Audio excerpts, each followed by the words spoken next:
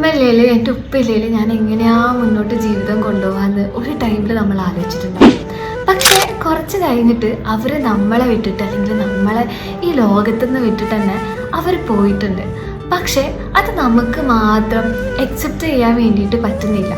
എന്തെങ്കിലും നല്ല കാര്യം നടന്നിട്ടുണ്ടെങ്കിൽ ഫസ്റ്റ് അവരുടെ അടുത്ത് പോയിട്ട് പറയാൻ തോന്നും.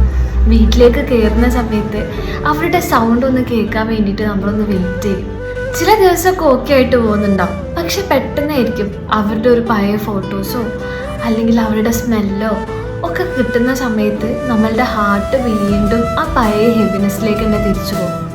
നമ്മളുടെ ഹാർട്ടിന് മാത്രം ഇത് അക്സെപ്റ്റ് ചെയ്യാൻ പറ്റാത്ത പോലെ നമ്മളായി കഴിഞ്ഞിട്ട് അവരിനി തിരിച്ചു വരില്ല എന്നുള്ളത് അറിയാം. പക്ഷെ നമ്മളുടെ ഹാർട്ടിന് മാത്രം അത് അക്സെപ്റ്റ് ചെയ്യാൻ പറ്റുന്നില്ല. അതാണ് ഗ്രീഫ്. നമുക്ക് നമ്മളുടെ പാരൻസിനെ മിസ്സാവുന്നുണ്ടാവും.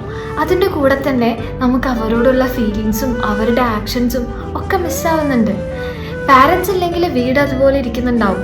പക്ഷേ അവർ നമുക്ക് തന്നിട്ടുള്ളൊരു വാംത്തുണ്ട്, അതവിടെ മിസ്സായി സ്റ്റാർട്ട് ചെയ്തിട്ടുണ്ടാവും.